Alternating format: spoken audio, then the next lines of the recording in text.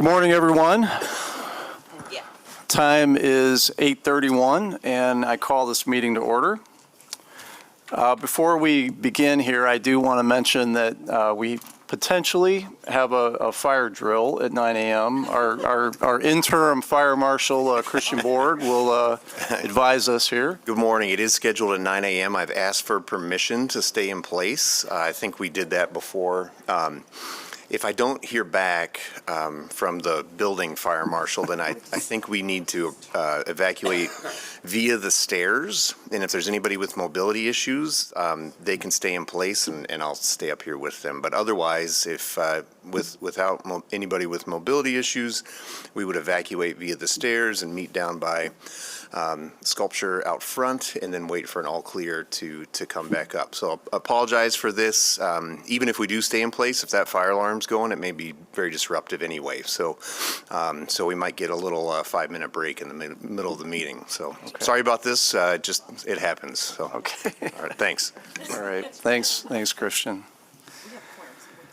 Okay, also quickly, I'd like to welcome Dakota. She's our newest director, so look forward to working with you and appreciate you being here. Okay, do we have any excused absences this morning? Kaylee Dillard.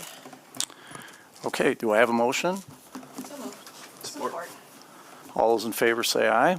Aye. Opposed? Motion carries. Any public comment on agenda items this morning?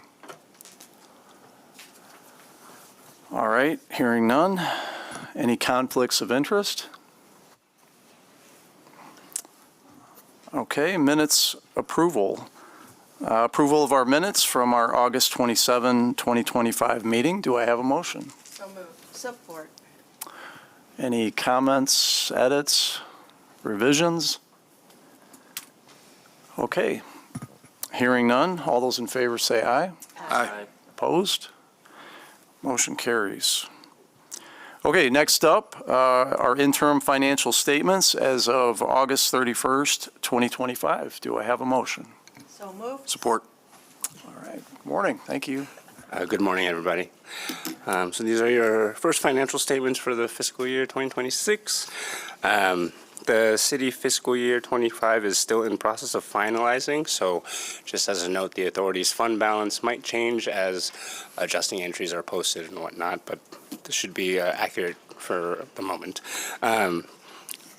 The authority's balance sheet on Statement A indicates the authority is in a strong position financially with sufficient pooled cash to support development planned expenditures for fiscal year 2026 and beyond. As another note, the operation statement B includes revenue reserves of $58,594 for pending 2025 property tax appeals. As of August 31st, the authority has spent approximately 1% and 4.8% of its budgeted appropriations, respectively. Statement A reflects your pooled cash balances, strong for the year, and a strong fund balance. Reserves. Statement B reflects the actuals through August 31st. You will see on at the top prior year adjustments that $58,594 that was referenced in the memo. Statement B1 represents the budgeted revenue expectations for the noted projects. As of right now, we haven't collected any revenue at the moment, so that's why those are blank. And then Statement C are the expenditures through August 31st that we would be seeking your approval for. I can take any questions if there are any. Thank you, Tava. Any questions? Mr. Treasurer? No question, just a comment on the good performance of the organization over the past year, and the intentional budgeted deficit is notable to spend down the excess reserves, making grants, particularly to emerging developers. So just want that in the record that the deficit is intentional. Yeah. So thank you. Okay, any other comments or questions? Thank you, Tava. Thank you so much. Okay, we have a motion on the table. All those in favor say aye. Aye. Opposed? Motion carries. Okay, moving to our action items. Our first is a resolution approving and recommending a Brownfield Plan amendment for the 125 Ottawa redevelopment project at 125 Ottawa Avenue Northwest. Do I have a motion? So moved. Support. Okay, Mackenzie? Good morning, everyone. So very excited to bring forth this project. This is an adaptive reuse of the Ledyard building right here downtown. So a 125 Ottawa Northwest. It's going to be adaptively reusing the second through fourth floors to include construction of 36 residential units. So converting existing office space into residential. And out of those 36 residential units, 30 of those are going to be one-bedroom units and 6 will be two-bedroom units. And as you can see on the slide, those one-bedroom units are averaging between 500 and 700 square feet. The two bedrooms are averaging about 1,100 square feet. And 8 of those 36 units are expected to be priced for households that are earning at or below 60% of AMI for Kent County. So this project is pursuing MSHDA My Neighborhoods funding, and as a portion of that is required that there are units that are 60% AMI or below. So we're excited to see that mix of incomes throughout this project. And then those remaining units are expected to be priced for households earning at or below 120% of area median income. So all in, it's about $11.4 million in total development costs and $6.1 million in construction. We have inclusion plan goals of 30% of hard construction costs, which is really, really an amazing goal for this project, which is 14% of those for MBE, 1% for WBE, and 15% for MLBE, which as I mentioned, amounts to about 30% or $1.8 million of the hard construction costs for this project. The project is requesting housing TIF via the Brownfield program. So there's about $4.6 million in eligible activity costs, including a little bit of demolition, and then the eligible activities that are associated with creating the residential units and those creating the residential units for those households that are being at or below 60% of area median income. So there will be 25 years of affordability for these 8 units, which is the length of the Brownfield plan, so excited to see that. And then all in, that potential rent loss for the housing eligible activities is valued at about $3 million over the course of the 25 years. So as you can see, it kind of broke down the estimated rent loss for those 6 one-bedroom units is about $86,000 annually, and then the estimated rent loss for the 2-bedroom units is about $34,000 annually. So you, of course, multiply that by 25 years, and we get about roughly $3 million in the rent loss request there.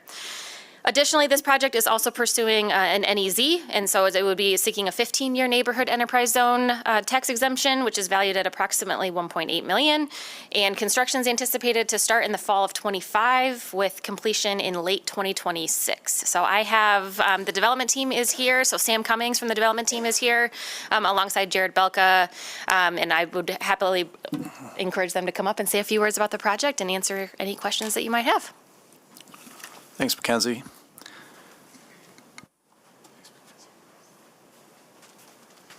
Good morning. Thanks, Mackenzie. I want to thank the city, DDA, everybody involved in this project. This is, we're referring to this as Lemonade Part 2. As you know, right over there is Lemonade Part 1, which I'm happy to say we're well underway and looking for a June delivery.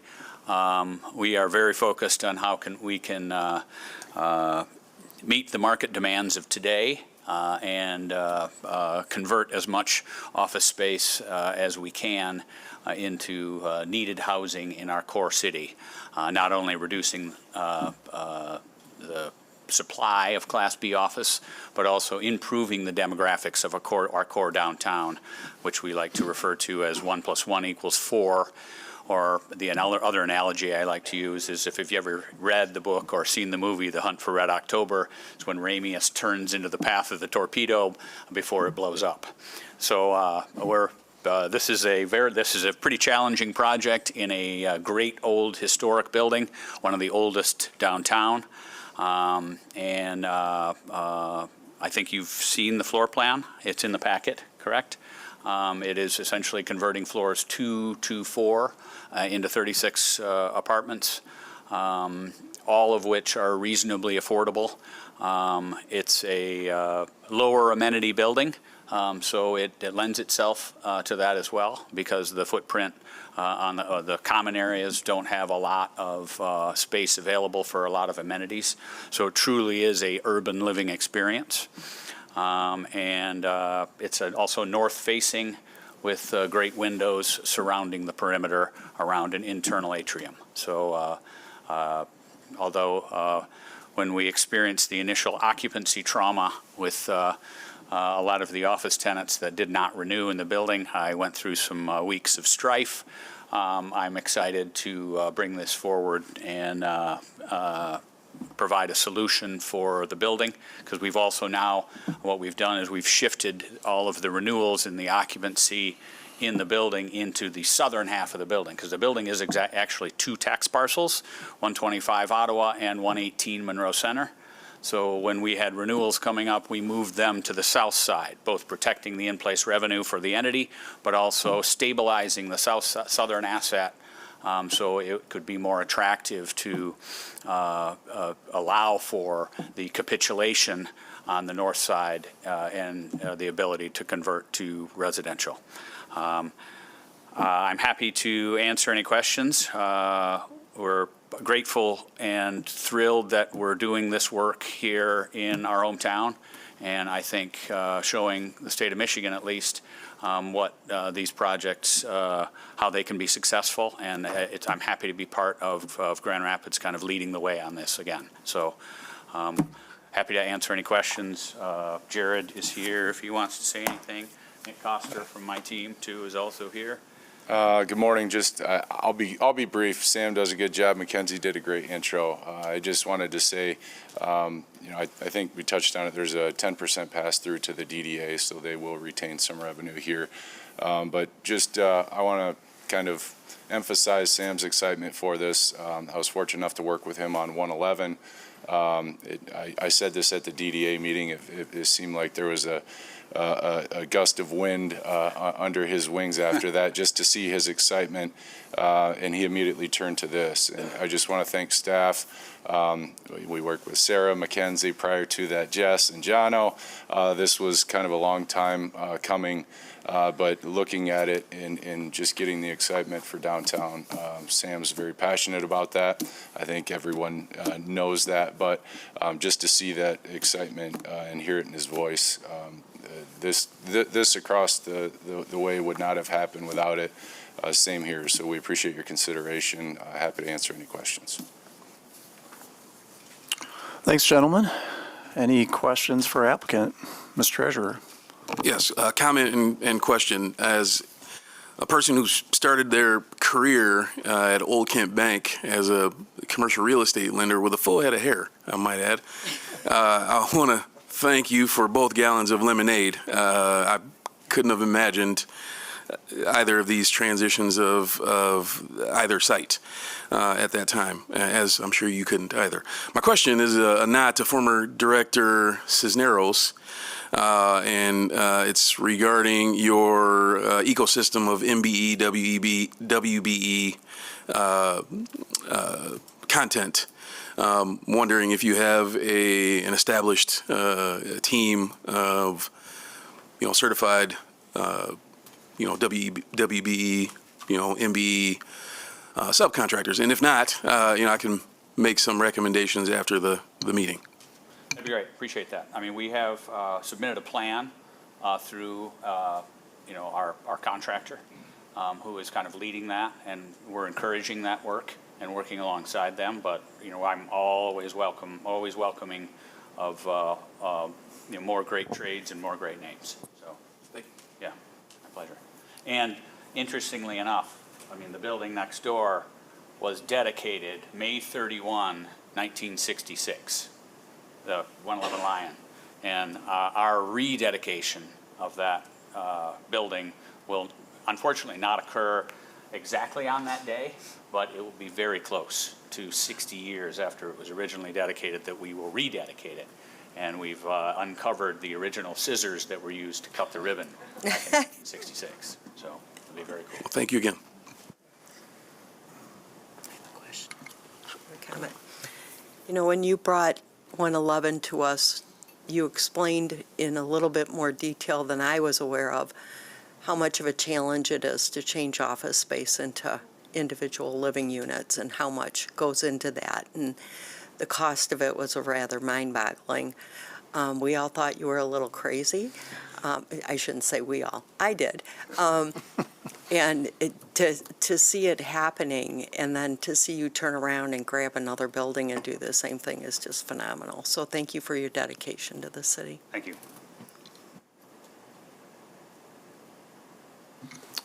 Any other comments or questions? Okay, well, thank you so much. Thank you. Thanks. Good luck. Yeah, I'll take that. Okay, we have a motion on the table. All those in favor say aye. Aye. Opposed? Motion carries. Okay, we're just shy of 10 minutes possibly of our drill. What do you think? All right. Okay, our next action item, a resolution approving and recommending an Act 381 work plan and authorizing execution of a development and reimbursement agreement for the Breton Meadows redevelopment project at 4325 Breton Avenue Southeast. Do I have a motion? So moved. Kenzie? All right. I'm hopeful that I can keep these next two items relatively quick, just given that these projects have already been brought before you. But as a reminder, this is the Breton Meadows Development Project. Really excited, 168 residential units, 84 one-beds, and 84 two-bedroom units. So this is ultimately the final local stamp of approval prior to us sending this off to the Michigan State Housing Development Authority for their consideration and hopeful support. Again, this is a pretty large project that we're excited to see, about $36 million in total project costs. And again, requesting Brownfield housing TIF, 25 years of affordability for 82 income qualified units, and that potential rent loss is valued at about $12.1 million or approximately $148,000 per unit. So happy to take any questions on this one, but we're really excited to see it get through all of the city commission approvals. This is the final stamp, and then we send that off to the state.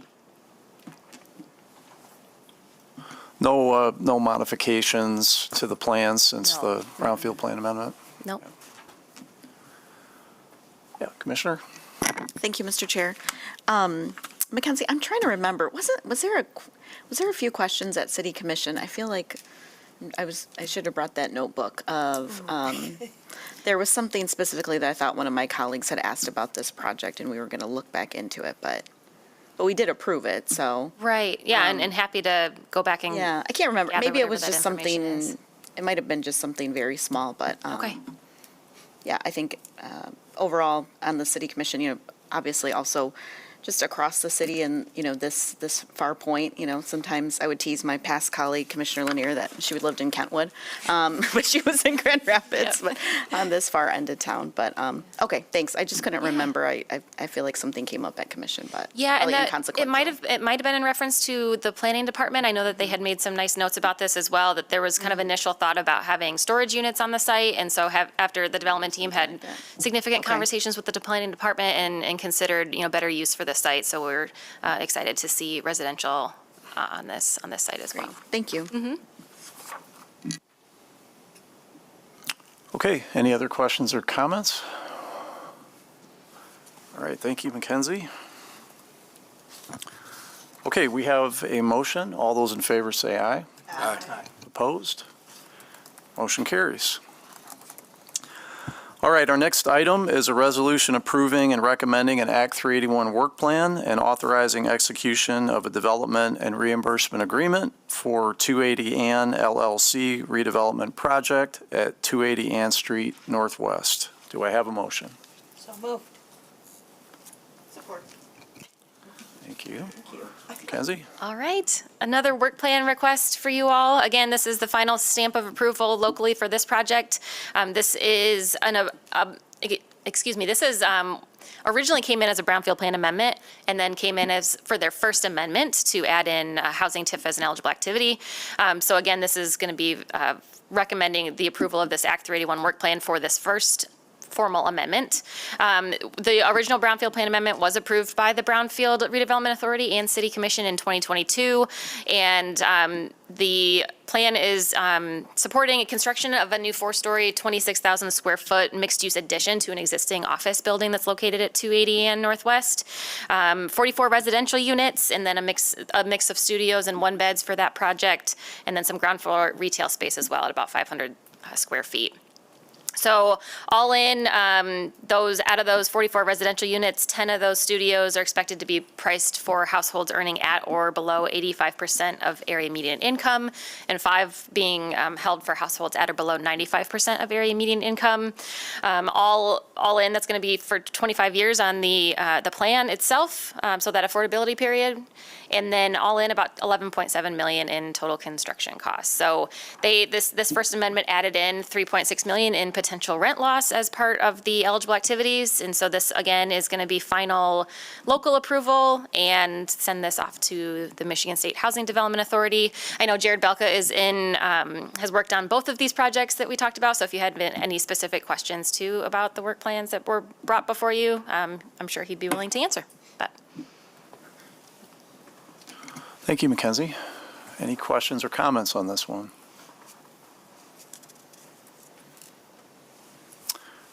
Okay, hearing none, we have a motion. All those in favor say aye. Aye. Opposed? Motion carries. Okay, our next item is our fiscal year 2026 developer reimbursements request. Do I have a motion? So moved. Support. Christian? Good morning. I'm still awaiting permission to stay in place, but I haven't got any. So we're at about 5 minutes. Maybe I can do this in 5 minutes. Especially for any newer board members, every September for many years now, staff has come forward and brought the 2 giant spreadsheets that are at each of your desks.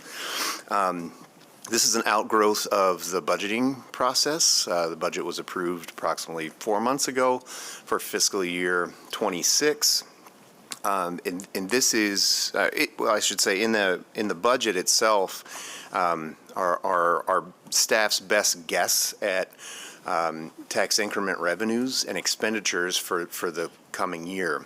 What you see before you is actual numbers based on new taxable values for tax year 2025, also known as fiscal year 26.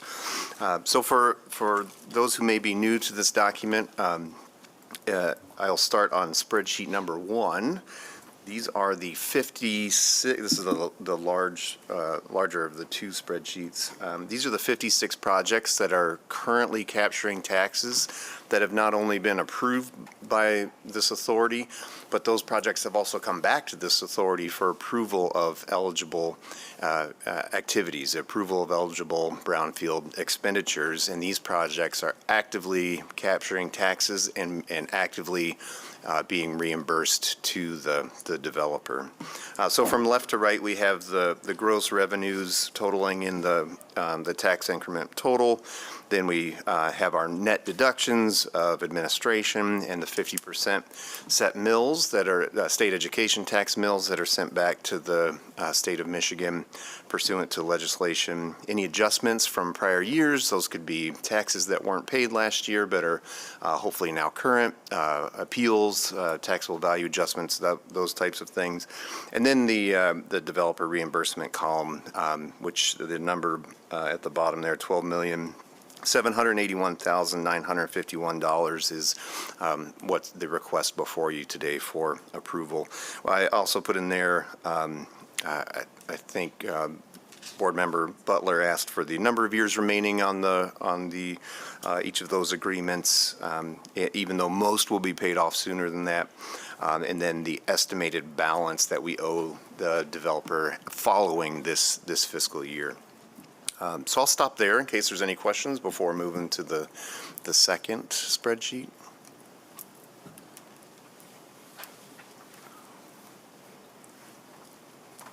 All right.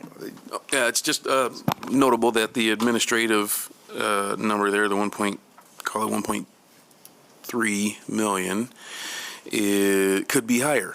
right? But statute limits the amount of administrative, that can, we're better than, what am I trying to say here? I'm drawing, there's a cap, right? Correct. Please proceed. We would be able to capture, pursuant to the agreements, about 1.55 million in administration, but we were capped at 1.4. So this 1.3 almost, plus the administration that's being withheld on the second spreadsheet totals exactly 1.4 million. Thank you.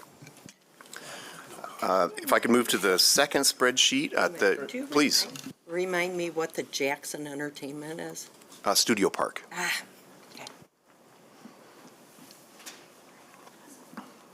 Moving to the second spreadsheet, where it says spreadsheet number 2 and the LBRF section. On the top of this spreadsheet number 2, those are projects that are approved and actively capturing taxes, but they have not come back to this body for approval of eligible invoices, eligible activities. So most likely, at least a number of those projects will come back before you in the next year for approval of those eligible activities, and then they'll switch to the first spreadsheet. On the bottom, these are first, I like to include these 17 projects because it really shows success of our program, that the first 17 projects have completed all tax capture, and now the taxing jurisdictions are benefiting from the work that this body did to have these projects included in tax capture. And now the new value and those new projects that have been incentivized are back benefiting the taxing jurisdictions on the whole. Then at the bottom, those 16 projects under the LBRF section, those are the projects that that will capitalize the local Brownfield revolving fund this year, where either our agreement has run out with the developer and they switch to local Brownfield revolving fund capitalization, or the developer has been fully reimbursed and then they switch to capitalizing the local Brownfield revolving fund. But it'll be a good year, almost $1.5 million for the LBRF this year to do all the things we know that it's good at.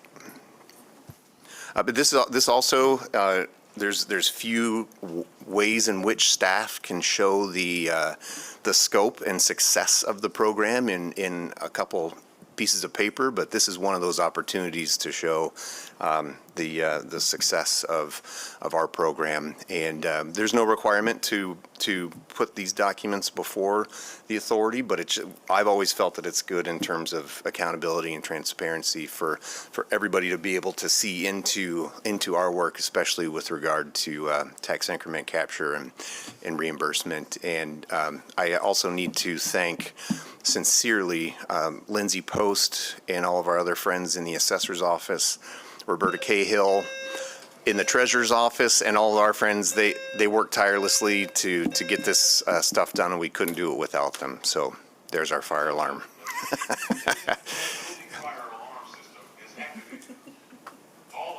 I do not have permission to stay in place. So I think we need to use. I'm sure he told them I was up here, but they don't care. Okay, all right. I think we use stairs on the way down and elevators on the way up, so sorry about this, everybody.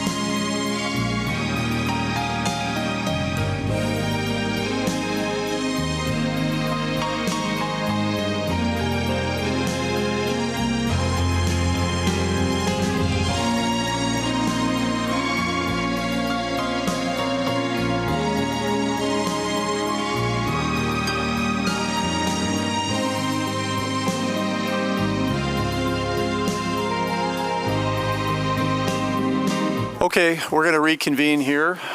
Christian, you want to pick up where you left off there? Sure. First, thank you all for your participation in the fire drill.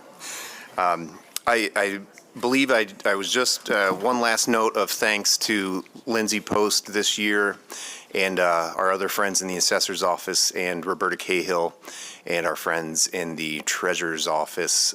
This work is very much reliant on not just a couple departments, but many city departments to get this done. And we wouldn't be able to do our work without our great partnerships in those other departmts. So it's not dozens of hours that go into this work. It's hundreds of hours every year. And I'm just personally very grateful for all those other great city staff, and they're just wonderful to work with. But with that, I'd be glad to answer any questions on the two documents on the whole. Thank you, Christian. I do just have one question on the spreadsheet too, the 17 projects that have been fully reimbursed. So the BRA administrative percentages column, I'm assuming that these projects are in different years where we've got the last 5 years of capture underway, right? So I'm assuming staggered a bit. These aren't all on the same. For the 1 through 16 on the bottom? 1 through 17, those that have been. Those are complete capture. Those are. So we've done complete capture on the BRA administrative fee as well? Yes. Okay, Yes. gotcha. Yeah. Okay. All right, thank you. Christian, I just had a quick question. Sure. Sometimes it says that the administrative is 0%. Is that something that we waive sometimes? Yes, per policy, we have different incentives beyond. Typically, a project is 10%, which is reflected as 9% here because they're prorated. But we do have projects that meet our certain investment criteria where they can work their way down from 10% to 5%, even to 0%, including affordable housing, mobility improvements, those types of investments. Sure. Any other questions for Christian? Well, thank you, Christian. I know this is a huge lift, so appreciate your time on this. I know you spent some time over the weekend too, so thank you for your diligence there. You're welcome. Okay, we have a motion. All those in favor say aye. Aye. Opposed? Motion carries. All right, our last action item is assignment and assumption of the local Brownfield revolving fund grant agreement for the 1163 Giddings Avenue Southeast project. Do I have a motion? So moved. All right, Christian. The developer let me know for this emerging developer grant at 1163 Giddings that the LLC they included was included an error. It's an inactive LLC, and they wish to change the LLC that will be the beneficiary of an emerging developer grant that was already approved by this body. So the resolution, if approved, would just change the beneficiary of the emerging developer grant from JD Coop Properties to Giddings Investment LLC.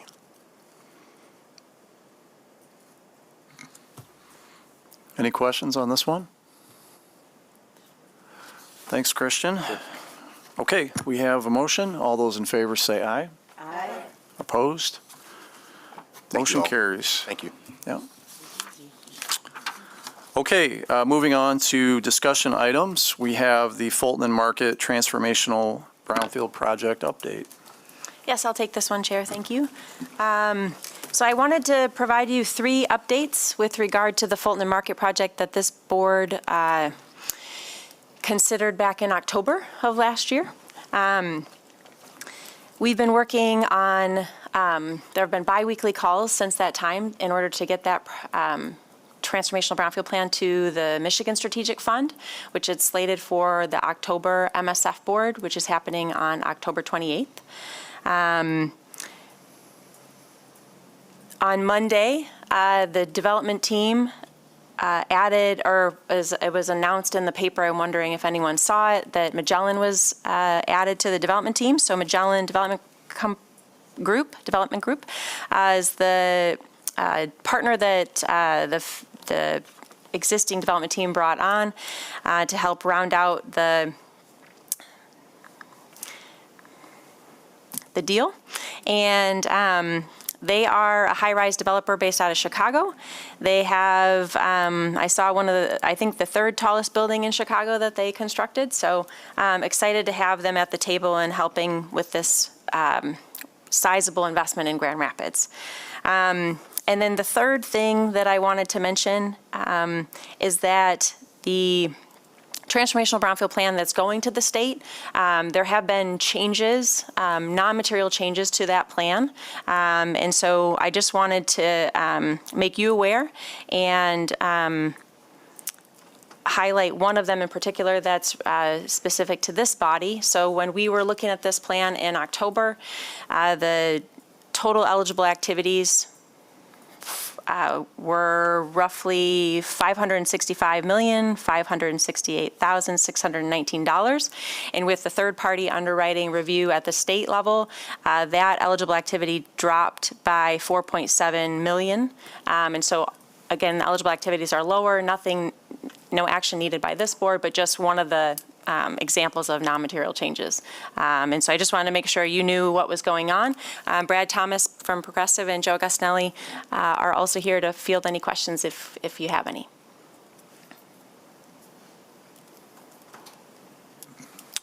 Any questions on this one? Yes, I'm just curious, have you had to make any changes to any of the structures? I should sit closer, sorry. Hi, everybody, Joe Gusnelli, Michigan Growth Advisors. So since we last met, there really hasn't been any further advancement of the master plan that we discussed preliminarily. Kind of the focus, the development team over the past year has been securing the incentive, because that's really the driver that makes any of this work. So we've been, as Sarah noted, very deep into the weeds with the MEDC's third-party underwriter on dotting every I, crossing every T on every single assumption that goes into the model. And then once we, and at the same time going through the process of bringing in Magellan through a national RFP process to select a development partner with experience doing development of this scale. So now we have our partner in place, hopefully, knock on wood, we get in front of the MSF board. The uncertainty of what's going on with state budget in Lansing, not relative to the budget for this project, but staff being available to do the work to get to that October meeting is, our fingers are still crossed. We'll see. Once the incentive is approved, then we will continue into the sort of next phase of design development and proceeding forward. So I'm sorry, that's a really long answer to your question. Is no, the master plan's still the same from our last presentation. Thank you, Joe. Joe, what's the latest on the phasing assumptions in terms of what do you see going first? Yeah, still no further development there either. Magellan was brought on board within the last 30 days, so they're our co-development partner, co-general partner in the project through this joint venture. They're really just now rolling up their sleeves and digging into, bringing their point of view to the vision that we cast forward last year. So too early to say right now, Jeff, on the phasing plan. One more, I'm sorry. Is your office user still sort of interested, that one confidential user? I don't have any updates on the potential tenants in the building either. Great. Thank you. Thanks for the update, Joe. I did read the article. It was pretty expansive for an MLive article, so that's good. Because sometimes you only get the headline. It's And Crane's, Kate's here too. She did a good article too. Yay, Kate. I didn't see that one. I'm sorry. I'll go back and catch that one. So yes, I think it was good to kind of see that. This is less for you and more for Ms. Raniero. I think given some of the, let's just be honest, there was some tension on our body related to this project. I haven't got a separate update from the city manager. So I think it would be good if we could just follow up and just make sure that something gets out to the other commissioners about this. Just for, again, I think when you think about these projects, Joe and I were talking and he's like, I'm doing this big project, but you've also seen me on some smaller projects. And so sometimes I think you see the project in front of you, but you can't see everything else that we maybe did the last 18 months or quite honestly, even this last 5 years. So I think that would just help for the continued development and sort of the things that are our overall goals. So thanks.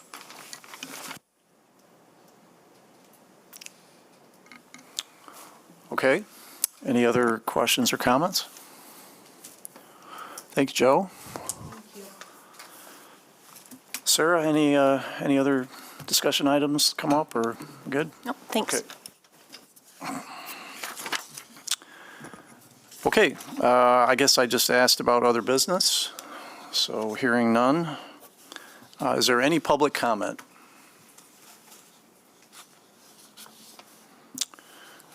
Okay, hearing none, the meeting is adjourned. Thank you.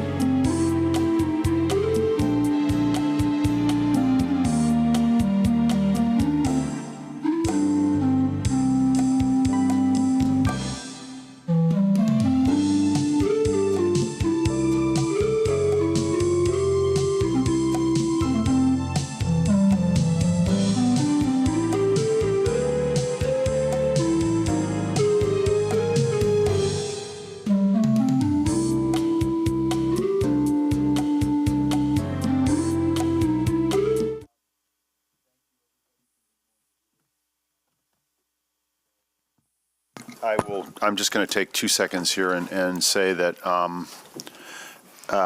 hope that this board and this entity is going to be a really, really powerful part of how we do affordable housing in town. And its ability to do that is going to largely land on board members who really get this stuff and are really committed and willing to do the hard work. So here we are. First item of agenda is public comment. If anyone from the public is here and wants to comment, seeing no one. Action items. First item is, oh. We have interim financial statements first. Sorry.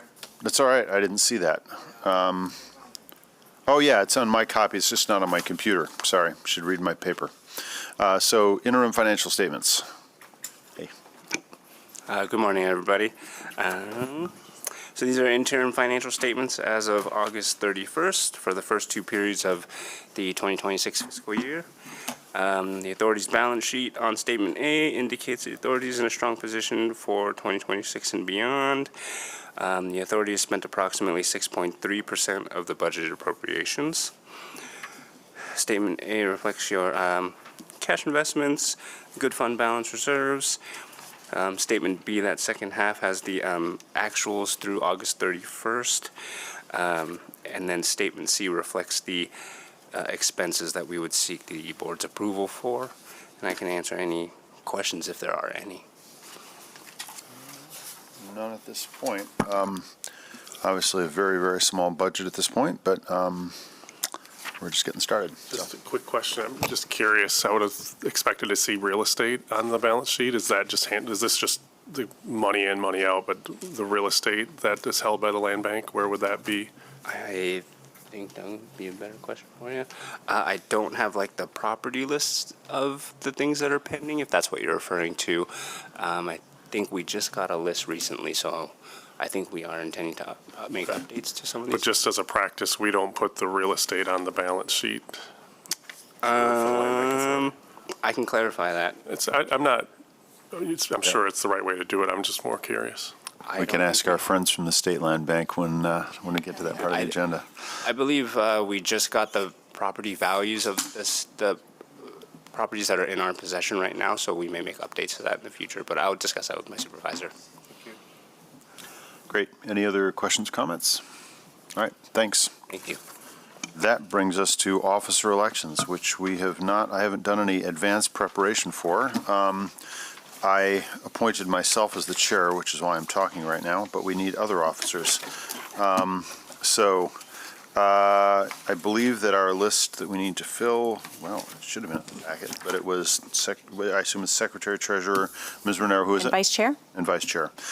So I guess I will, this is a moment for not being modest. Let me just, let's ask whether, let's ask for willingness to serve. Who'd be willing to be Vice Chair? Randy? So is Chris. And Chris? Okay. I will nominate Chris Spalding for Vice Chair. Can I have support? Support. All in favor, say aye. Aye. Done. All right. Anybody willing to be, what is it, Secretary and Treasurer we need? Yeah. Yes. Anyone interested, willing in being Secretary? I have my heart set on Vice. Well, I don't expect you to get over it that soon. Okay. I'd like a nomination then for Secretary. Given that Randy's willing to serve, or we're trying to be official here. Great. All in favor of Randy Thalen as Secretary, say aye. Aye. Motion passes. And then anyone willing to serve as Treasurer? Yeah. Eric's willing? Eric, you willing? All right, right on. Okay. Okay, all in favor of Eric Brown as treasurer, say aye. Aye. All opposed? That was easy. Thank you all. And since we have a staff-supported board, I don't think you signed up for anything too onerous. And now our friends from the State Land Bank. Thank you for being here.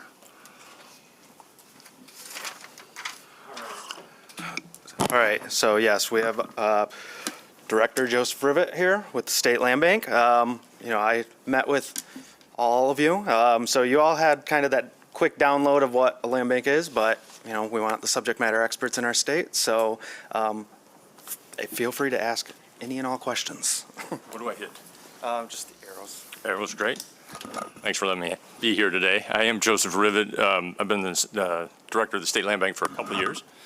I spent 16 years in local government, 6 years in the legislature, so even though this is new, I think I have a pretty good grasp of governmental issues. Also with me is Ryan Wooden, who lives in your area. He's a Grand Rapids area resident, and he's our utility man. He does everything from fly the drone to handle any and all things that need to be handled. So you're in good hands. He's very familiar with all the properties that we have recently transferred to you from the State Land Bank. So I was just going to do a quick little 101. You can tell me to go fast or slow or ask any questions, whatever you need. But this just gives you some idea what we do at the State Land Bank, and then towards the end, what we're evolving to, which I think is far more interesting and of value. So this, we take unproductive properties and try and make them productive again. This is an elevation of a rehab we're doing in Oakland County. So this, of course, will be affordable, attainable housing, but it's just what we do, right? We take properties that are derelict and blighted and try and make them productive and active again. We have all kinds of sites and all kinds of circumstances in our inventory, from EPA Superfund sites to old landfills to residential lots all across the state of Michigan. I can even sell you a condominium in Oscoda if you're interested. So land banking, of course, is aggregating parcels and get them available for redevelopment or to become productive again. Land banks, you're a quasi-governmental entity to try and facilitate that activity. Of course, we're not a financial institution. It's surprising how often I have to tell county commissioners that across the state of Michigan. 20 years ago, 2003, the enabling statute occurred, driven a lot by Genesee County, Flint, Michigan, right? 2003, the bill passed unanimously in both the House and the Senate in the state of Michigan, which is, that actually used to happen. And as the mayor probably knows, I actually voted for this in a different lifetime. So there's also a couple other, I was in the legislature in 2003. So there's a couple other trailer acts that have occurred that allow us to do provide us some of our tools and let us do some of our work, and that's the Clean Title Act and the General Property Tax Act. We can talk a little bit more. We now have 54 local land bank partners across the state. We have 3 more we anticipate by the end of the year, so this is a growing effort across Michigan. As you'll note, there are 3 city land banks. Detroit, of course, its own thing, but you and the city of Warren were enabled after Representative Christian Grant's legislation that allowed that to occur in 2023. So we have a significant partnership with the Land Bank Association. They provide some great support to local land banks as well. So what can you do? You can do just about anything that a real estate entity can do, a property holder can do. Acquire, sell, construct, demolish, whatever you want. You can convey easement. You can receive rents. You can sell. One of our great tools is we have an expedited quiet title process. Lots of times these abandoned properties, the title process is challenging, so we can actually move that process along. All land bank properties are exempt from local property taxes and fees. And the last one on that list, TIF eligible, which we find an extraordinarily important tool to do work, any economic development work across the state. You can't develop a casino because in 2003, casinos were in every piece of legislation moving through Lansing. That's the only reason that's there. And you're not a government unit, right? So you can't exercise power of eminent domain. You can't assess property taxes. Where do we get our money? Where do people get their money? If we sell a piece of property, we keep the money, right? So, for the most part, when you sell a $1,000 lot in Highland Park, you're not doing much with that. Occasionally, we sell property that is worthwhile. We just sold a prison site in Oakland County, $2.4 million. So that's revenue we can use to further our mission. There's also the 550 tax capture. Under the law, when you sell a piece of property, the 50% of the property tax capture you keep. That's a method for self-funding. It gets a little complicated in the details. It's actually not property tax. It's something called the tax reverted specific tax, but we can, that is a revenue source. You can get general fund contributions from governments. We do get about $2 million GF from the state on an annual basis. There's grants. A lot of our work has been done by grants. In Flint, the Mott Foundation has given them $20 million, I think, over the years. So that's how they've got a lot of their money. So philanthropic is a possibility. And then if you got a piece of property you can lease, anything like that, any other funding sources you can utilize. Just a quick question. I'm curious on the 550. So that's 50% for 5 years. Is that correct? Correct. And then how about with the Brownfield? You mentioned Public Act 381 before. Does the land bank retain any fee, any element of that? No. That's anything can be negotiated, but not generally no. But obviously, when you put that deal together, if you're going to capture, what's captured and what the portion that goes to the land bank versus the community, all that's got to be worked out through the negotiation process. This is simply, if we do a simple sale, we can collect half of it. So, and I'll show you an example. We can negotiate that 550 away in certain circumstances. There are a couple provisions in law that allows for a waiver of that 550 or a reduction of that 550. So when we do what we like to call economic development activity, all those things are on the table, including what we need to continue to operate, things of that nature. Can I ask a couple other questions as long as we've got you interrupted? So how often do you folks get into receiving the parcel and then putting a deed restriction on it and then moving it forward? I assume your general powers cover the possibility of doing that. You don't see it a lot? Yes. I mean, once we own the property, we can do whatever you want. We can do anything we want, right? Most of our, so for the most part, I guess it's just a step back. We sell property, but we don't call it sale. We call it disposition. Almost every time we transfer a piece of property, there's a condition on it. So almost always, you need to show us a development plan. You need to show us how you're going to build it, because the last thing we will do is sell to a speculator who's going to hold it for 2 years and then let it revert back, right? Sure. And so almost all of our sales either include development agreements or deed restrictions to require the purchaser fulfills the development plan they've provided us. Okay, so you do all the time. Yeah, all the time. What about land trusts? We have no problem selling. I mean, we call it the 2080 Union Project right here in Grand Rapids, right? I don't know if there's a different name for it. We call it 2080 Union. That's a piece of Michigan Land Bank property. Okay. We are selling parcel by parcel by parcel, the 42 parcels, to the trust as the property's developed. Great. We don't do land trusts specifically because that's not really what we do, but we're certainly willing to work and cooperate with them. Okay. Then my last question was, how often do you go to planning or zoning, rather, and get variances and then put the thing up for sale? All the time? Almost never. That's whoever's going to purchase the property. Okay. Is there any legal impediment on that? No. Okay. No. I mean, we can, we're partners to developers. We don't develop. We've not yet developed. Right? No, I mean, we're open to anything, but we've not yet done that. Yeah, I know, I get it, but time value of money, right? Like if you've got an unbuildable lot and you can go get a zoning variance on it. I mean, you don't do that on unbuildable lots. You just sort of typically get rid of them, dispose of them, and then the developer goes off and begs. That's an extraordinarily complicated question, and for the most part, no, we don't presume to suggest we know better than the local unit of government how that should be developed, right? We don't always agree, often don't agree, right?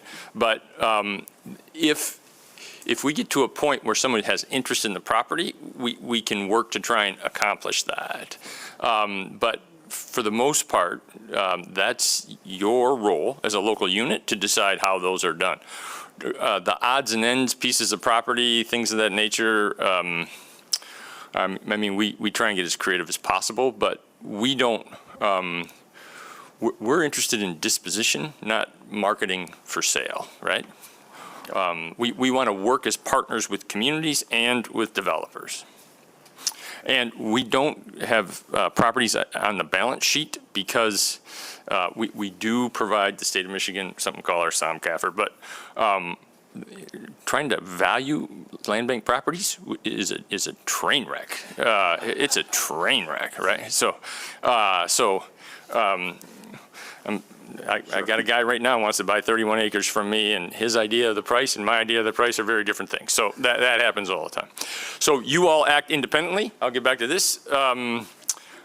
We do push a lot of money through. We push $150 million worth of blight, so we act to support local land banks on an ongoing basis, provide a lot of education training, some program and project expertise. You're a larger municipality, but for small communities, we go right in and help them in all areas. And we have some tremendous staff expertise, both in development, demolitions, and Brian can even fly a drone for you if you want to do that. So we can do just about anything. These are just some ideas for training that you can take advantage of. Doug is very familiar with this. We interact with Doug on an ongoing basis. But if you're interested in any possible training from TIF to 550 to how to run anything, we can be there for you. We got a lot of demolition classes, things of that nature. So what else can you do? Just about anything. Borrow money, apply for grants, enter contracts, invest your money. And, we got the catch-all, all other things necessary, which, as long as it's not illegal, that's the motto. I've been in government for 20-plus years, so we get as creative as possible to achieve the goals that the communities and the state wants to achieve. And as long as we can find a way to put it in the parameters, we'll do our best to do it. Typical work, demolition, both residential, commercial, a lot of demolition. We're doing, down in Benton Harbor, a $3 million previous factory, all kinds of different things. And when we talk about disposition, you don't always have to build a house or build a building, right? We do have some garden, community garden programs, a lot of side lots. In those odd lots you're talking about, those just become side lots, adjoining properties, things of that nature. But even if you want to do a community garden, we have a rigorous standard to make sure you're working with a nonprofit and you have shown a track record of success and things of that nature. We just don't want a one-year tomato plant and then you're stuck with it, right?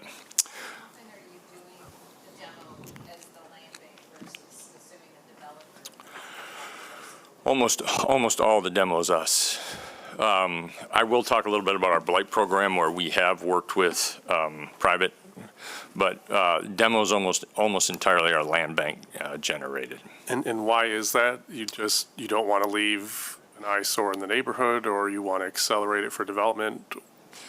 Both things, but we do it when a structure is not useful or habitable. We know it's got to go, and we can do that.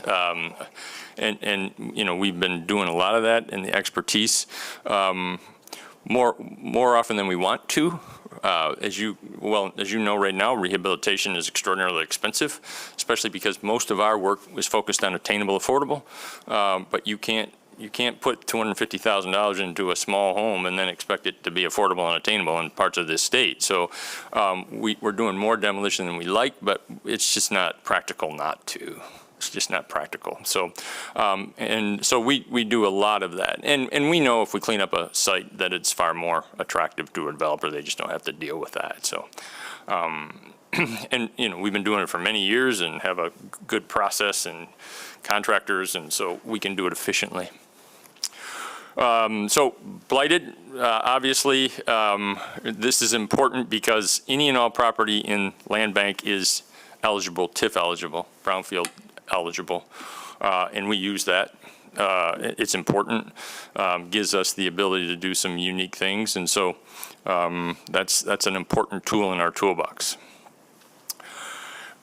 So you can do economic and community development, it's probably more what you're interested in, right? We can acquire property and assemble property. I'll talk about a project we're doing in Brighton. We do have a little bit of room in the new tax foreclosure process with, you know, right of first, you know, those kinds of things. We're exempt. The quiet title sometimes is really important. We can, the tax increment is useful in putting deals together as well as the 550.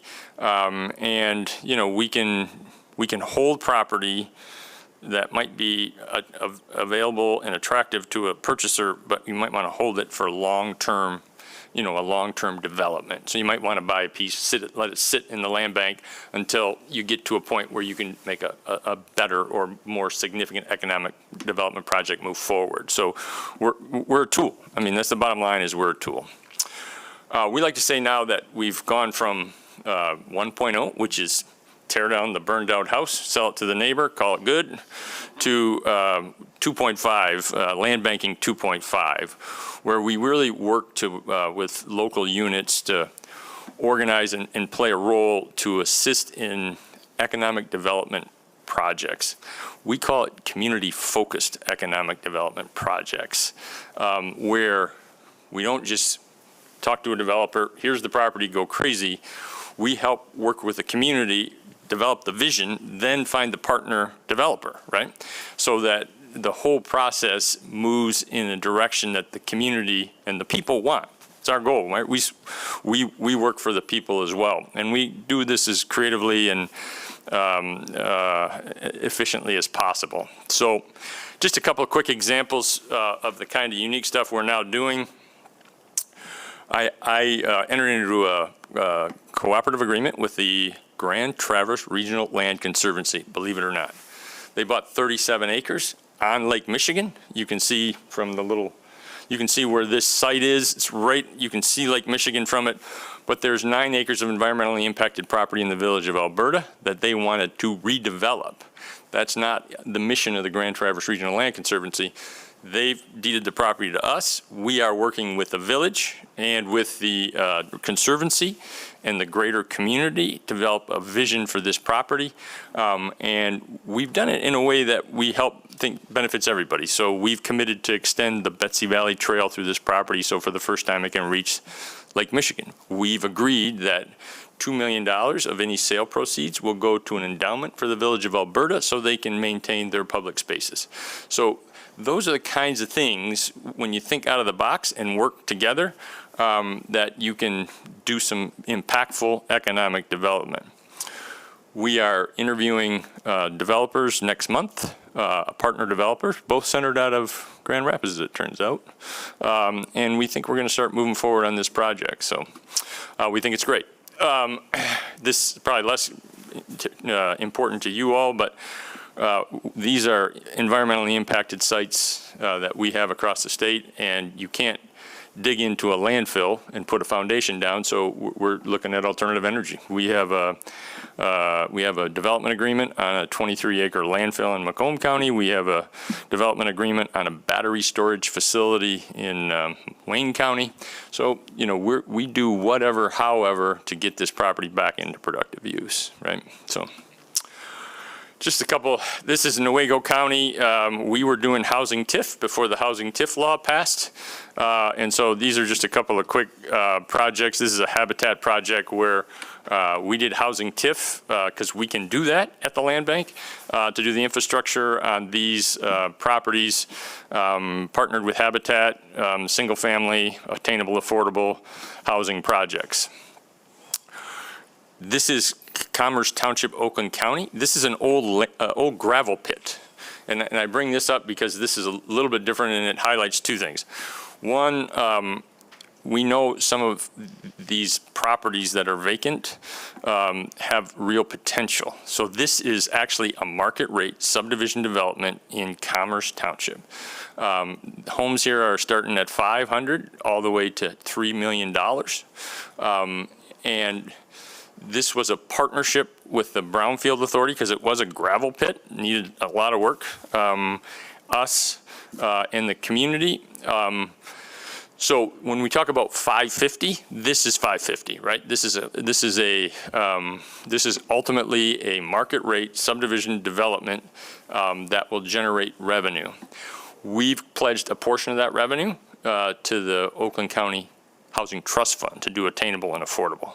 $400 guaranteed $1,000. So we commit to that mission of attainable and affordable in all of our projects. But this will actually generate 550 that will be useful for other projects across the state. So this one's a little bit different. And you can see it, it was an old gravel pit, now it's $3 million houses. City of Brighton, they had a need for residential units and parking spaces. We are their land bank. They're giving us properties, land banking agreements. We're putting all the properties together. We've taken city properties, DDA properties, private properties, and when we collect them all, there'll be enough TIF available funding to generate this project, right? So this is a land banking economic development project. This isn't, oh, here's some old terrible property. This is a real live effort to utilize our tools to make something happen. There's, they hope that we believe they're actually going to get a new city hall out of it because they can TIF enough money. So we're doing actually scattered site land banking to create enough TIF generation to make this whole project work. And you all know about 2080 Union, that's yours. This is Community Trust Fund, or Community Land Trust. So, this is just a quick sort of to finish up. Land banking can undertake all 381 activities, phase 1, phase 2, blight removal, site prep, acquisition, all these kinds of things. So, this is a tool for your community to use as you see fit, and you, I think, have enough mass, large enough, have enough scale to be able to, I think, fully utilize the activities. I did just mention our efforts. There's only 9 of us at the State Land Bank. We just moved $150 million worth of blight elimination. And, when these sort of pools of money come, if you have an active and effective land bank, you're far better able to utilize them. Some money was dedicated to each community, but then there was a lot of competitive. And so those communities better poised were able to utilize these funds better. So as you'll note, we had $75 million in GF, $75 million in ARPA. We have fully allocated the funds that were available. Some money's come back, and we continue to move those out to different projects across the state. So this is, essentially round 1 and 2 was generated in 22. We're getting close to finishing that out. 3 and 4, 23, this is all federal ARPA money. But we're, moving very quickly to try and get all those funds spent by the deadline in 26 and 27. You'll also note, this is just, we move money all over the state, and we have a successful network and provide funds across the state. We do our best to be diversified in our work and our activity. And I had a little video. Links at the bottom. You can use them out. This is just a quick little thing, 2-3 minutes, just tells you what promotional thing for folks to see. Maybe. Start without. All right. This is not actually me, sorry. We'll move on to Well, county treasurers chair the board of each land bank, and treasurers across the state are really devoted to preventing tax foreclosure. That means that even more than may have been the case 10 or 15 years ago, the property that does foreclose is relatively valueless and needs to go somewhere. It has to be processed and developed somewhere, and that's a role for the land bank. As a county treasurer, I find a lot of reward in sitting behind my desk doing numbers in the day-to-day functions that a county treasurer's office does. But adding this layer of a full-blown land bank actually doing things, it gives a sense of community. We originally started out, just blighted structure, tear it down, clean up the lot, improve the neighborhood.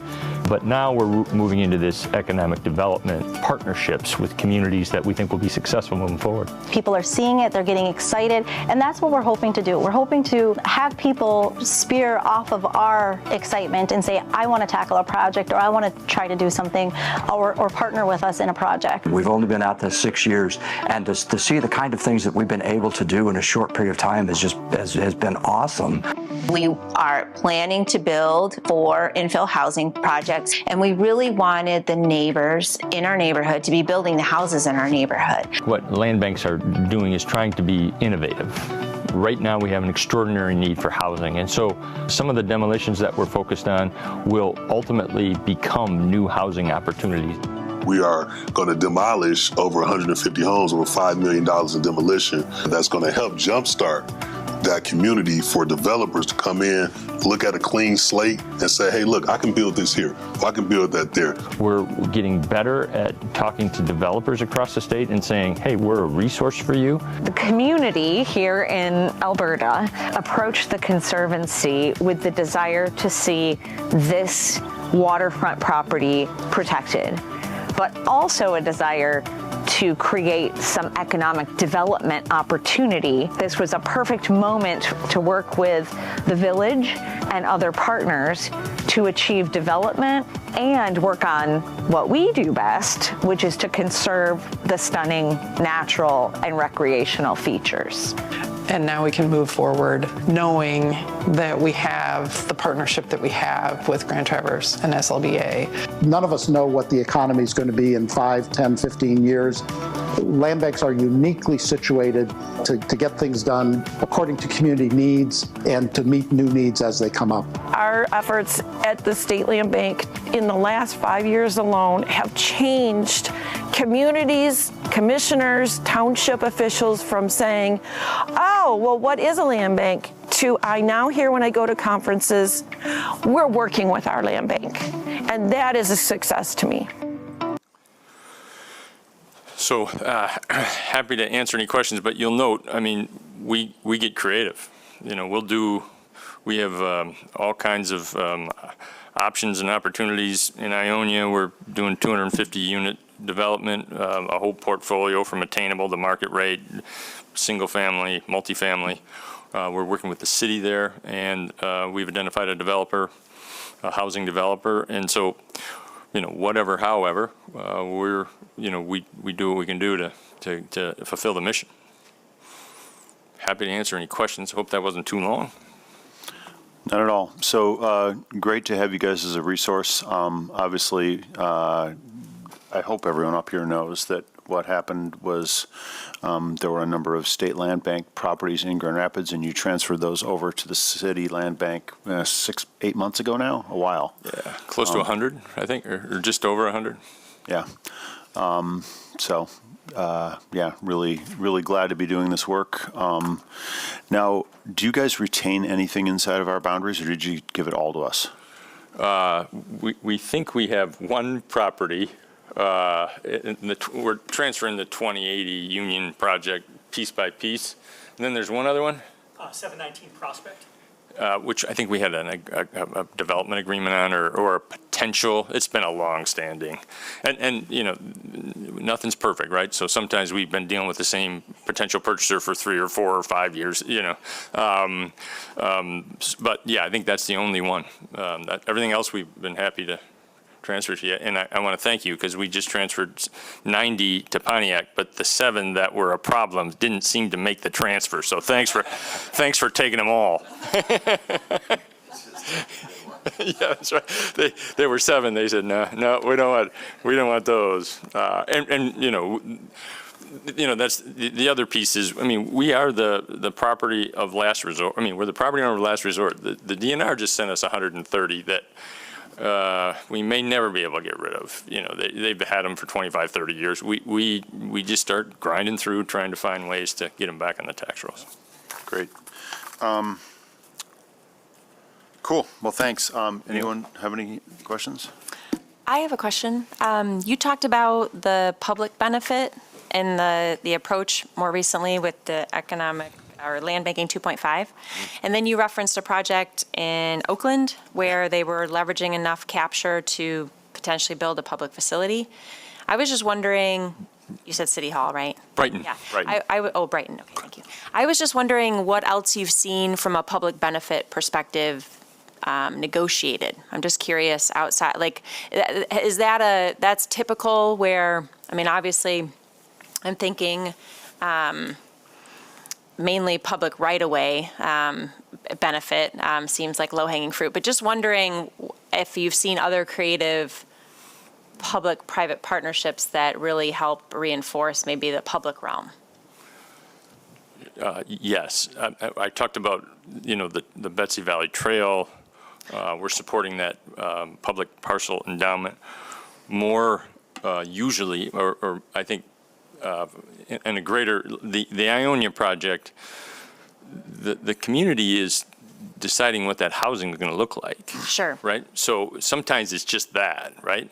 They want to, you know, they've made some suggestions to the developer. Sure. And said, you know, we want cottage housing, we want, you know, everything from, you know, the garage in the back to, you know, how many single family versus multifamily. So I think we see more of that, okay, where the community's desire are incorporated in the negotiation process.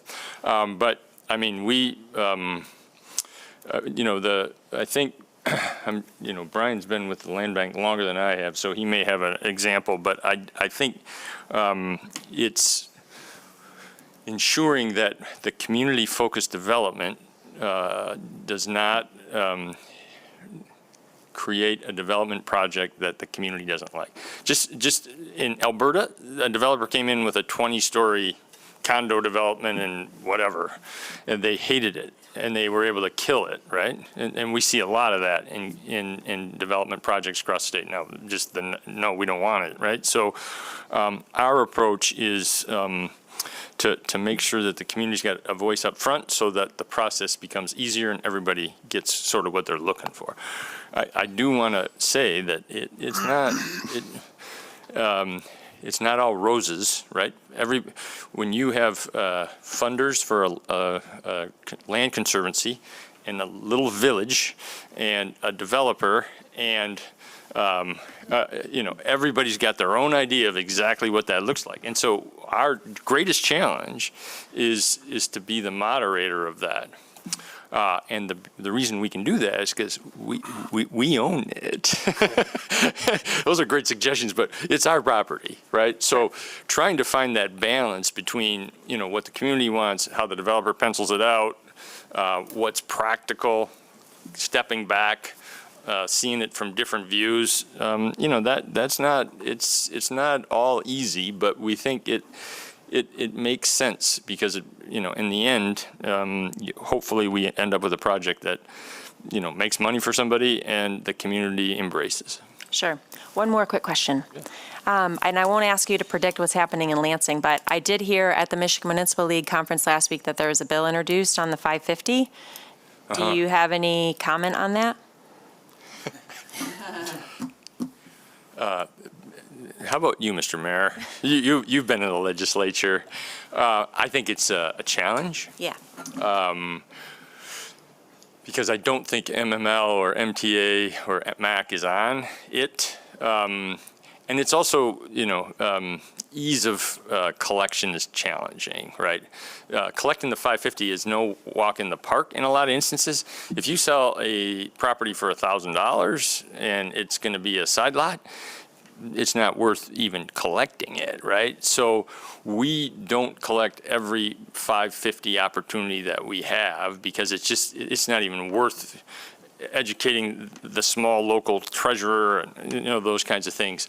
So there's a lot of issues with 550 or 850. I would say that a ongoing stable funding source is quite critical.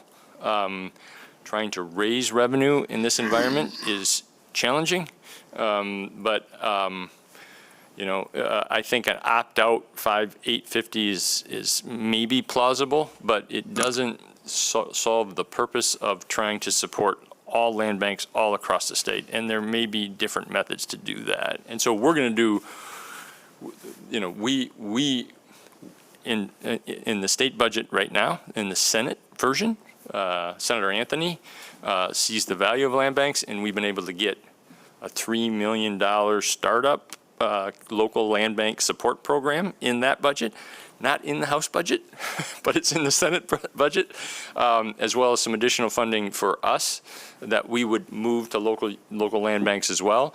So, we understand the value and the importance and the challenge that local land banks have, and so we're working to find that funding source. Last I heard, the 850 was not supported by the municipal stakeholders, which would make it a challenge. Thanks. I have a question. Yeah. So, you mentioned having a vision that you're working with the community for each parcel. I assume that's not actually for each parcel. Right. So we have this 90-something parcels.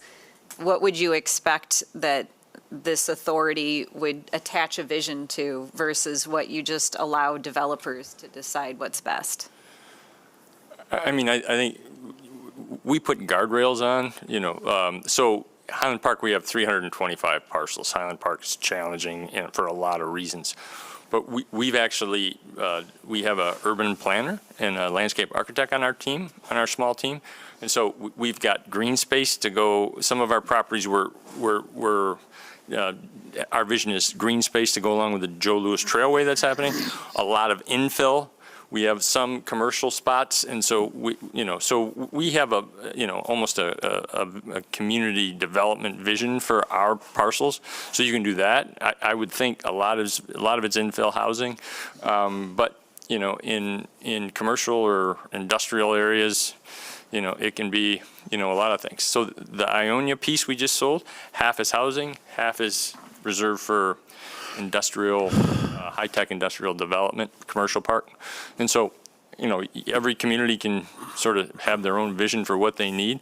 In Ionia, they don't have any more room for commercial development, so they couldn't make it all housing. And just, the developer just got an option on 40 adjacent acres, right? So hopefully it's the catalyst. So our project shows 220 housing units, but they've already got 40 other additional acres under option. So that's what we hope to do. Randy? Maybe building on that and your earlier comment on demolition, it strikes me that there's two, maybe there's three, but two key themes. One is, as you shared in your presentation, how do we be a catalyst for development? How do we help spark some economic opportunity or housing opportunity in some of the neighborhoods that will receive property? The other side is we have to make, I think, quick decisions to move forward. We don't want to be a detriment in that community. If we hold a piece of property too long, or if it's blighted and we're not quick to demolish, I think in the early, maybe not state land bank, but county land bank 1.0 era, I remember plenty of communities that held property for long periods of time, and you saw that sort of filter throughout the balance of the neighborhood. I think we have to find a way to be quick when we need to be quick and strategic when we need to be strategic. So how, assuming that's aligned with where your head is at, how do you make those decisions? What's your decision protocol that we might learn from? So we have an application process. So as you may know, all of our properties are online. People can apply to purchase them any given day. And so we have sort of a guideline. Like I said, if you don't have a plan to redevelop it or to utilize it in some fashion, we're going to just reject your application. Ultimately, if you meet the checklist, we have in our team, we have a little weekly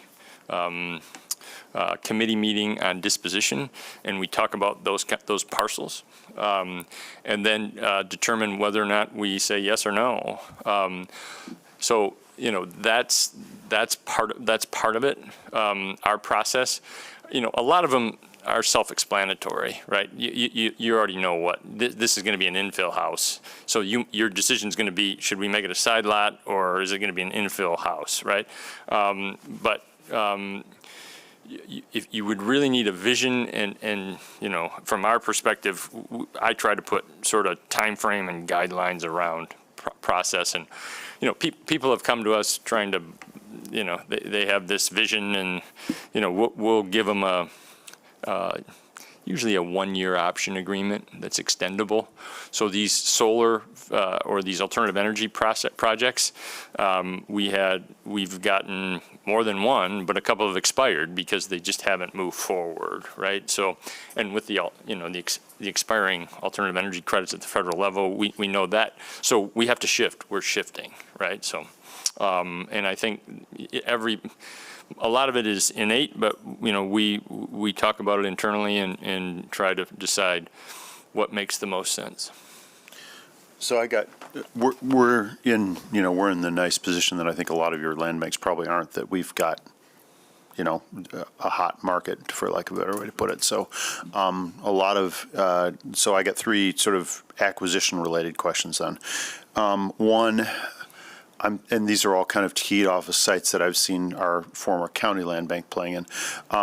There are sites around that are contaminated, and so they're hot potatoes, and they may be being sat on. I'm thinking of one right now. There's a big parcel that's environmentally contaminated, and there's a privately owned sliver in the middle that's 17 acres that's not being used for anything.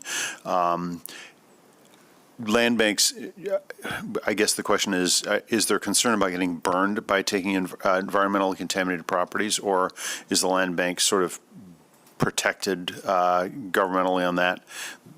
In other words, there may be an opportunity to acquire as long as, we don't get dirty hands in the process.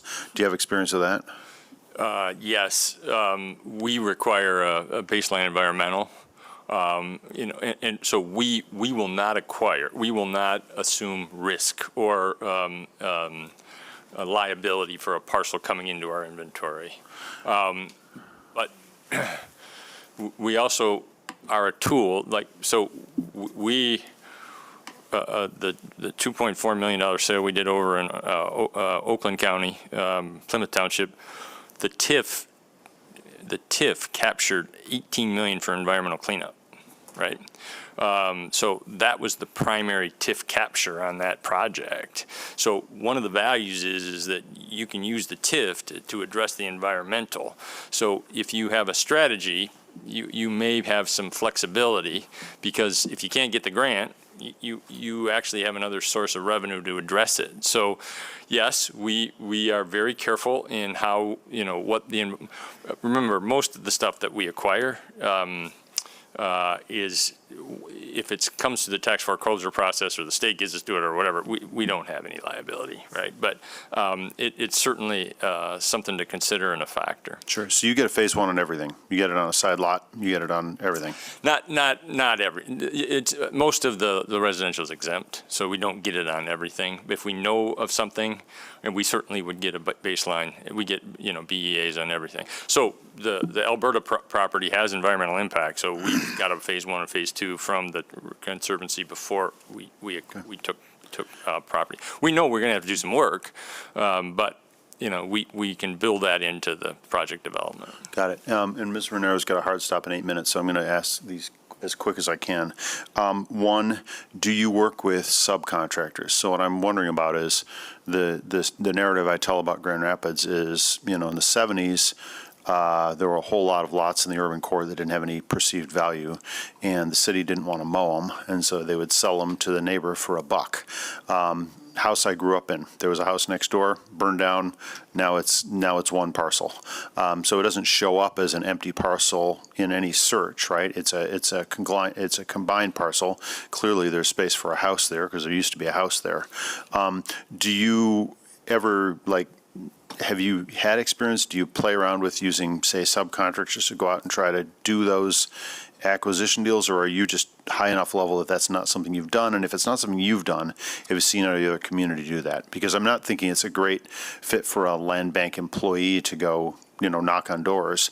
But if you had, if you could subcontract out to realtors who could do that work. Have you seen that done? Have you guys done it?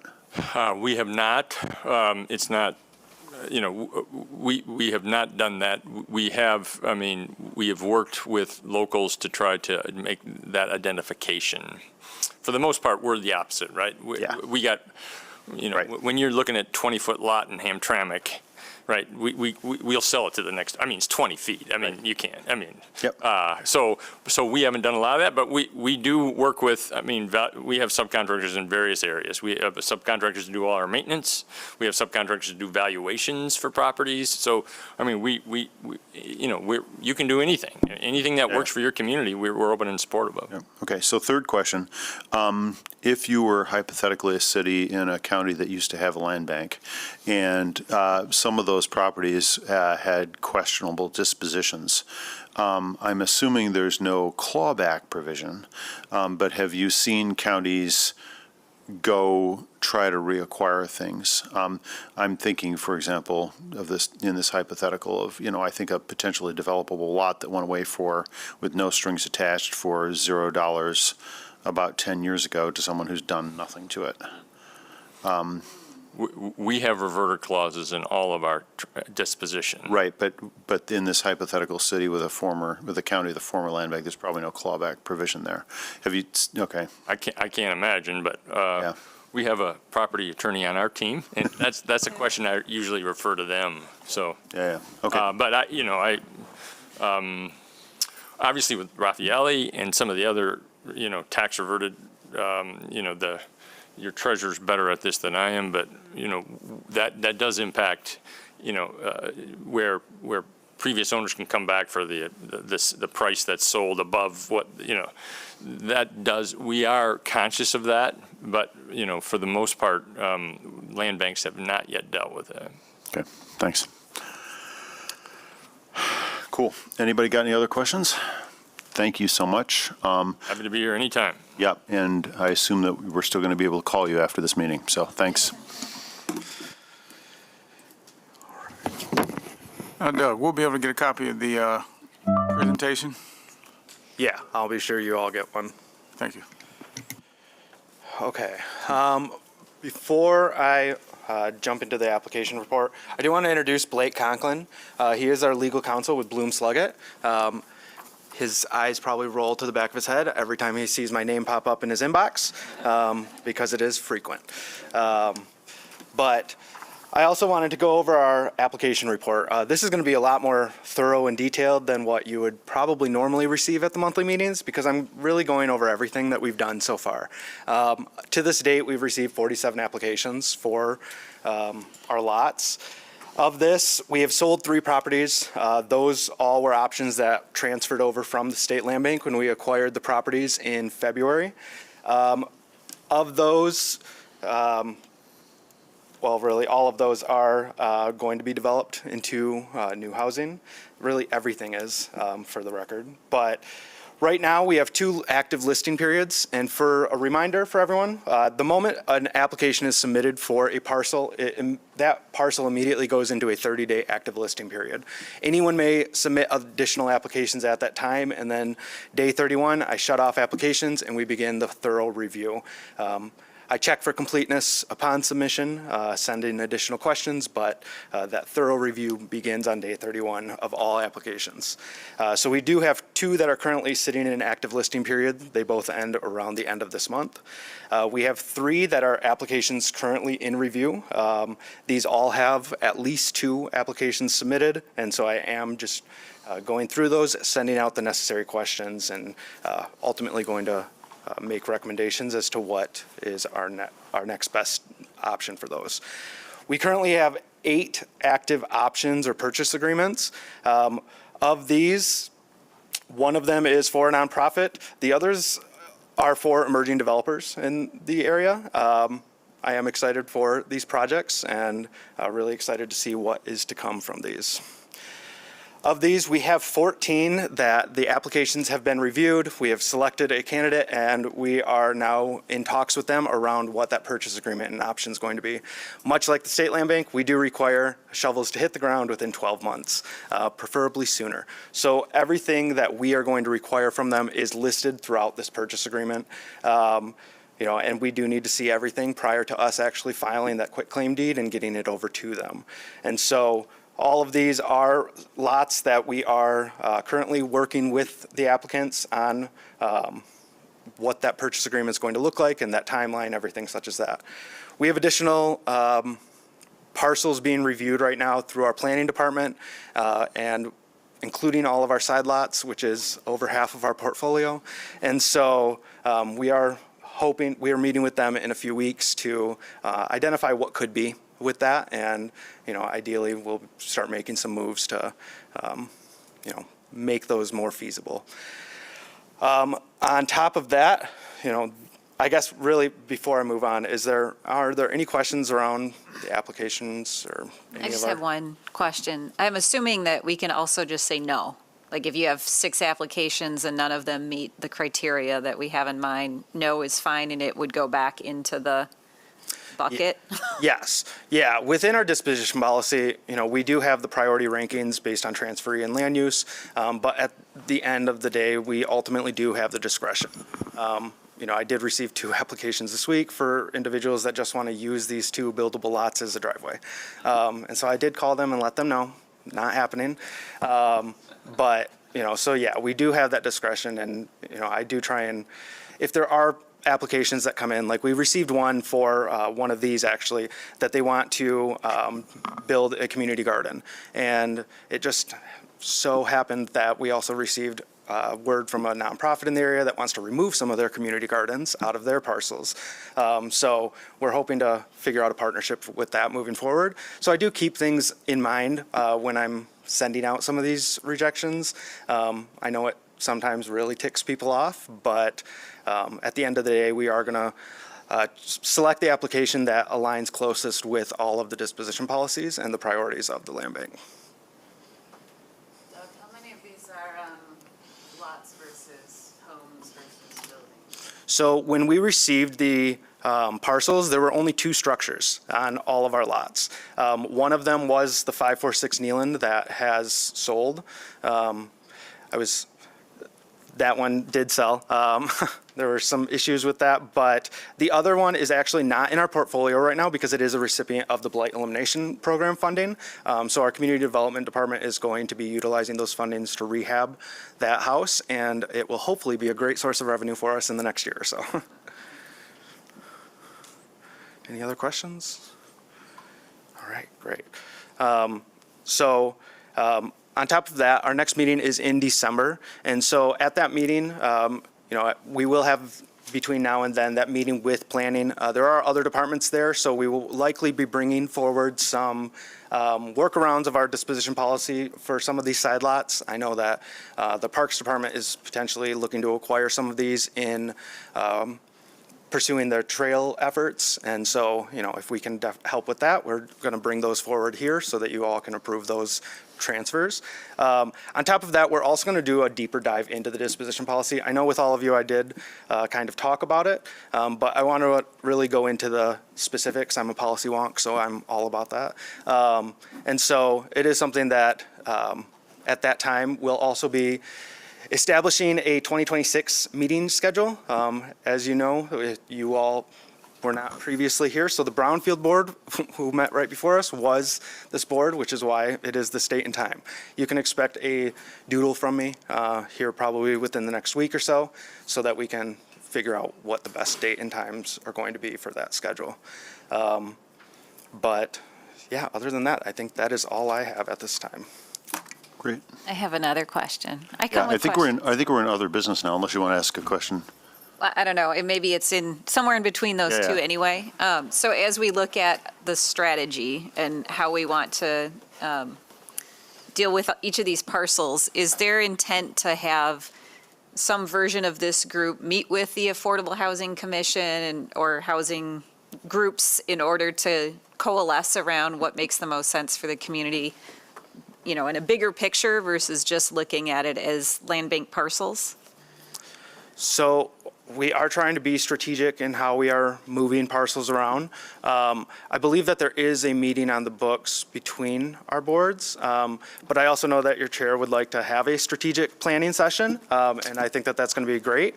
One of the pieces is up till now, the only policy we've really established is our disposition policy. We have not acquired anything. We haven't explored the acquisition policy. So, really a meeting of the minds, figuring out the best strategic path forward, I think is going to be really useful. Great. Okay, so yeah, this is exciting. I already have lots of ideas, but let's be done with the meeting. We can work at the ideas we'll save. So thanks. That brings us then to public comment. Anyone from the public? I'm not expecting anyone unless, no, there we go. One. Hello. Can you hear me? Oh, yeah. My name is Shannon Tanis, and I'm displaced from the First Ward. I'm actually impacted by homelessness currently. I also just recently had a virtual Capitol Hill Advocacy Day for Homelessness with Senator Peter and Senator Schultkin and Representative Hillary. About budget and all of that. So. I also was recently asked to be the lead for the subcommittee on civil rights for Michigan Coalition Against Homelessness. I've also engaged the body, the commission body, regarding the application of civil rights protection with McKinney-Vento Act with the disposal of real public property, and that there's federal disposal guidance regarding that. So I would encourage the state land bank to also look at that when they do a deep dive in their policy and procedures for disposal of property.